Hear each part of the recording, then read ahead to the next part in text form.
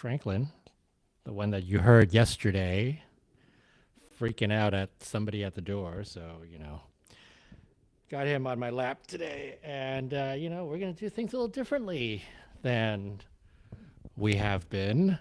That was day 3 of the World Junior Figure Skating Championships. I don't have this guy with me usually at competitions, so it's kind of nice. Say hi, Franklin. Oh, now you're silent. Okay. Sure. All right. Well, day 3 just finished, and my God, Are we calm now? Day 3 just finished, and we had a very exciting men's free skate. And you know what?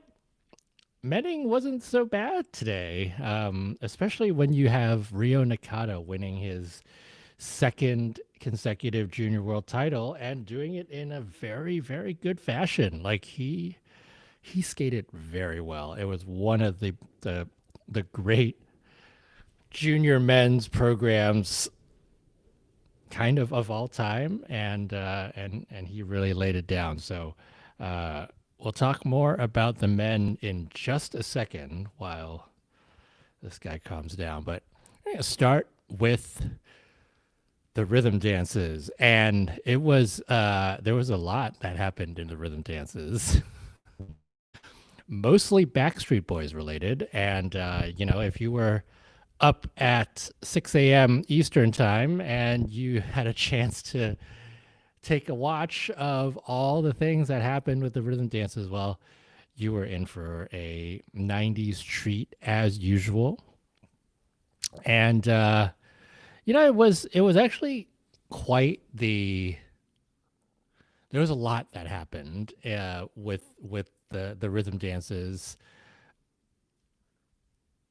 It was interesting to see and hear some of these music choices being quite a bit different than what we saw and heard with, Europeans, for continents and so forth. We were hearing Shania Twain, Britney Spears. What else did we get that was, we had some Ace of Base. Like there were some surprising artists that were not being used in the senior events, or have not been used in the senior events that we heard today, and there was some variety there. That was nice to see. And then we got a whole bunch of Ricky Martin and Backstreet Boys. There was a back-to-back Ricky Martin, and then there was a back-to-back Backstreet Boys, and there was a lot of Backstreet Boys here, including 2 of the last 3 who skated. So that was something. What was interesting too, especially now that I've come off of an entire Olympics of rhythm dances, right? Where we didn't see any patterns, and we saw a pattern step sequence that the teams were sort of creating for the music. What do you want?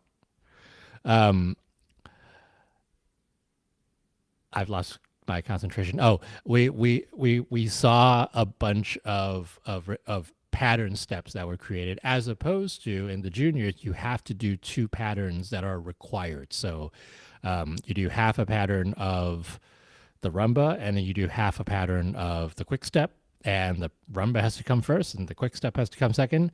And I think, especially for a theme like the 90s, being able to create your own pattern was helpful for just sort of general music styling purposes, because you saw a lot of these teams, like the rumba pattern, especially, well, no, I would say especially the quick step pattern didn't quite fit with some of these music choices. Now, people know the requirements, and they could have picked music that worked better with the rumba pattern and or the quick step pattern, and they end up doing a rumba pattern to uh, Men in Black or to MC Hammer. There was a lot of MC Hammer for no good reason. So, you know, it'll be interesting to see one when they bring back the pattern to seniors next year, how that's all going to work. I mean, we're not going to talk about the 90s anymore, so that's going to be quite a bit different. But um, it is a return to what we had been used to for a number of years when the rhythm dance was introduced. Hana Maria Aboian and Daniil Veselukhin, this guy heard a lot of Ricky Martin and Backstreet Boys as well, and he wasn't having it. Aboian Veselukhin, as expected, winning the rhythm dance 66-45, but it was a very close race between them and Ambre Perrier Gianesini and Samuel Blanc Klaperman, 66-31. So it was a 0.14 difference between the top two. And I don't know what it was. I have to go back, and I haven't had a chance to go back and watch these rhythm dances. But I think for the first time all season, Aboian Veselukhin's Vogue didn't work for me. Perrier Gianesini's and Blanc Klaperman's rhythm dance for me was a stronger overall program today than Aboian Veselukhin's. The difference was the French had an issue with the twizzles where her twizzles went down 2 levels, and what else? There was something else too. I think something got leveled down of hers. I can't remember which one it was, but I think it might have been the one of the patterns. But all of that cost them like 2 to 3 points, and the judges, like, when the scores were coming in, the judges were looking like they were going to put that in like a 68 range, and because of the twizzle problem and the level down, and then the other level down too, that it didn't get there. But had that been clean and Aboian and Veselukhin were cleaner, the French would have won the rhythm dance today. I don't know what it was about Aboian and Veselukhin today. It felt like she was her uh, her blade seemed like it wasn't doing what it usually does. Just a little bit messy in spots. I think Daniil Veselukhin, same thing. Just again, I have to go back and watch all the things that happened there. And then Pegaina and Koval in third with a 65-45. But my favorite rhythm dance of the day was actually Veillon and Brandy's. I thought they came out and skated really well. A big improvement from what they did at the Junior Grand Prix final, where the key had a twizzle issue that dropped them like way down in the standings. But it was a strong skate for them. I thought overall the most complete program of the top four, well, of the entire thing, really.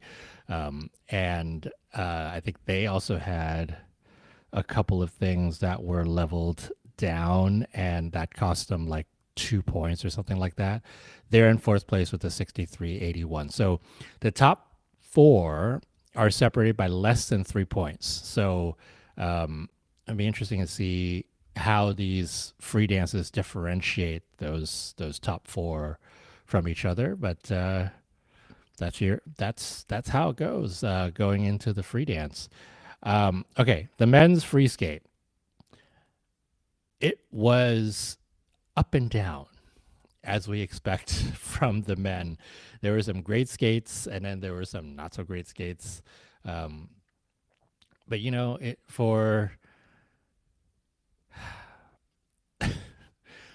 for how men's skating has gone in the recent seasons, this was generally a very well skated event. Again, some issues, right? It was almost like we were having like one good program, one not so great program, one good program, one not so great program. Um, but you got to look at, uh, Dennis Kruglov had a great skate just with the fall on the triple. Like, I was actually about to say, like, I love that he puts his triple sal like right at the end of his program, and then of course he falls on it. That was actually the difference between him finishing in 10th and him finishing probably in 6th. Yeah, 216 for him in 10th place, and 219 was 6th, where Lucius Kazanecki was, and that triple sal cost him like 4 points. But either way, he gets a top 10 finish. Belgium gets 2 spots at Junior Worlds next year for the men. So in some ways, he got the job done. Uh, Dennis Kruglov did a great job. Henrik Gartung skated early the the rotation, and he put down a couple of big quads, singled his axle again, which is going to be a problem because triple axles are very necessary. But it just wasn't his jump this week. He finishes right outside of the top 10, but he moved up quite a bit and was there for a while before he got overtaken. Lucius Kazanecki, I was saying, he ended up in 6th place. Strong free skate. One medium error on his what was supposed to have been a triple Lutz combo, but he stepped out of the Lutz, and it was supposed to be a Lutz axle. So he put an axle onto. No, it was supposed to be a Lutz toe, the triple Lutz triple toe, and then he had a triple flip double axle in the next element. And he went and changed it, and he went and did a triple Lutz or triple flip triple toe double axle, just kind of threw that in, and it was fine. But then he didn't throw it another combo, which it would have been helpful. The double axle, had he done it, could he have been? He was 5 points away from 5th. Not quite. It was like, that's another 4 points if he added another double axle in there. So, either way, he would have finished in 6th place, presumably. But also great to see him move up in the standings. He's had a great season, finishing now 6th at Junior Worlds. Habin Choi had a very good free skate. Just kind of fizzled out toward the end. Was that right? Yeah, fizzled out toward the end a little bit, but the opening was very strong for him, and he finishes in 5th place.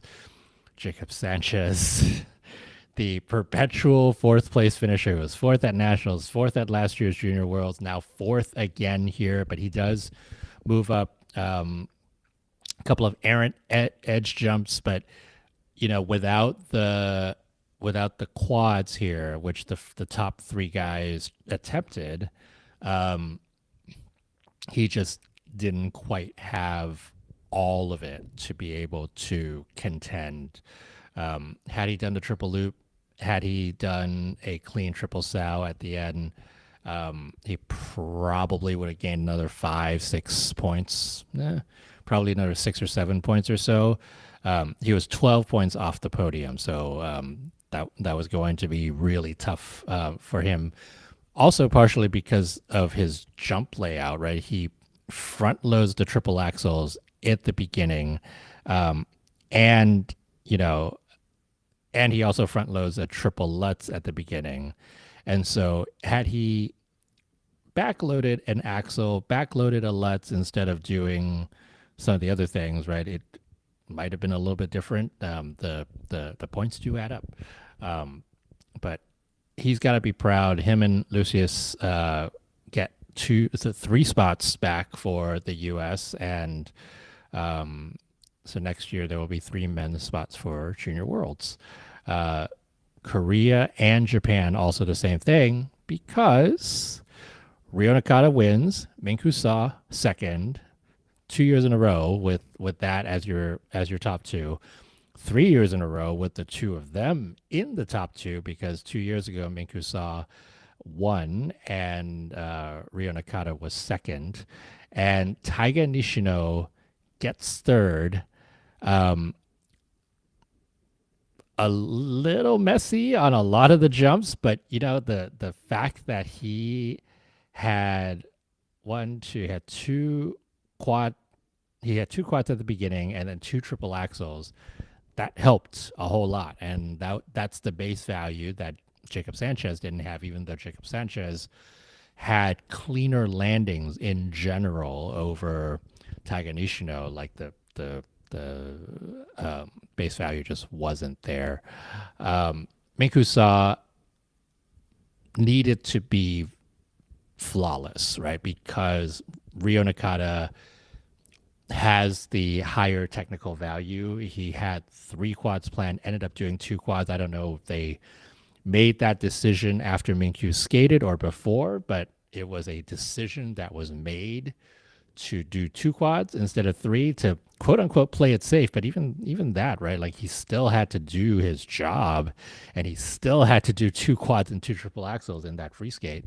The Minkyu opening quad was completely off. It was nothing like the quads that we saw at Korean Nationals and at the Korean ranking competition.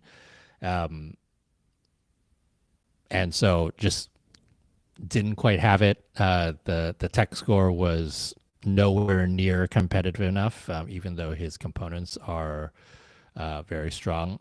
Frankly, there should have been a bigger gap between him and Taiga Nishino in the components. Kind of same thing. There should have been a bigger gap between Jacob Sanchez and Taiga Nishino in the components. But it was scored the way that it was, and the final results were what they should have been, given how everybody skated. But Rio Nakata, I gotta say, he's been on a mission this year. He wants to be consistent. He wants to be contending when he becomes a senior next year. And it's been a bit of like, sometimes you wonder if he's been putting too much pressure on himself to be perfect. And there was something about his skating here at Junior Worlds this week that has been much freer, much more like confident, and much less sort of tense. And he was tense at Grand Prix final. He was tense at Japan Nationals, and he let that all go. And it was a really phenomenal skate from him. Like, while I was watching, it was just goosebumps, right? Just like seeing him not only do an incredibly strong program, less the spins, Rio, work on your spins. But that quad Salchow at the very beginning was one of the best quad Salchows that I've ever seen from anyone. Like, it was, it was like Yuma Kageyama quality sort of quad Sal, just incredible speed going in, beautiful ride out coming out, great air position. Everything was so good about it. That's like a +4, +5 quad Sal. But the way that he did everything was, one, so just generally stress-free, but two, they were all generally very musically done. That second triple axel, when he hit the music on that, I was floored. It was incredibly good. And Rio Nakata, you are a 2-time junior world champion. And Michelle and I will talk about this when we do a wrap up on Sunday. But what's been interesting to see, right, is because of the age eligibility changes, Rio and Minkyu have had to be juniors for the past few seasons, whereas had the age eligibility not changed, they would have been seniors this season. What I hate about it is that they missed their chance to have an Olympic debut this season. What I right now selfishly love about it is that both of them have become better skaters over the past couple of seasons, even though 2 seasons ago, the two of them were already the two best junior skaters in the world. And you watch them develop and you watch them continue to push each other and have this rivalry. It's made them, one, better skaters, but two, it's made them more competitive when they become seniors next year. And I think there's something to be said about these juniors getting this extra maturing time, if you will, before they become seniors, and having the opportunity to continue facing each other on the junior circuit and building this healthy rivalry that frankly pushes each other up. This is obviously one data point. And we saw the data point also. We've seen the data point of Mao Shimada and Jia Shin in the women's event over the past few seasons. And you wonder, right, next year when Rio and Minkyu become seniors, do they go in as mid-level seniors, or do they go in as already medal contenders on the Grand Prix, for example? And I would say because of the extra couple of years that they've had to mature and to improve all around, right, both in basics and in the jumps, they go in becoming much more competitive as first-year seniors with seasoned senior skaters than they otherwise would have had they gone to senior a couple of years ago. Does that make up for depriving them of an Olympic spot this season? It's unfortunate, but that's the kind of debate that we will continue to have. But that this will all be again played out over the next 4 years as to what this quad of readjusting to the age limit does for figure skating. All right, Franklin is now asleep or something. I'm going to wake him up. Hey! You have something to say? No, he has nothing to say. But I will be going to bed and taking a nap. If you haven't tried Rocker Fantasy Skating, it's been a fun launch over the last few days. People have been taking advantage of it. This is a soft launch. I will be hard launching it for the World Championships. If you know fantasy football or fantasy baseball or any of those things, this is much more like fantasy skating or fantasy football. So this fantasy skating is much more like fantasy football and fantasy baseball because you are strategically picking different skaters for different positions, if you will, in your program. So your elements are being picked and they are being picked by skater. And however the skaters do on those elements in the competition is how your fantasy team does. So go take a look at it, live.rockerskating.com/fantasy. And the women's free skate and the free dance are both open for drafting, and you don't have to play the whole thing. You can just play the women's free skate and the free dance and just have an idea of how it works, and be able to see how you place amongst everybody else. So go take a look at that. I'm going to sign off now. This has been too long, but we'll talk to you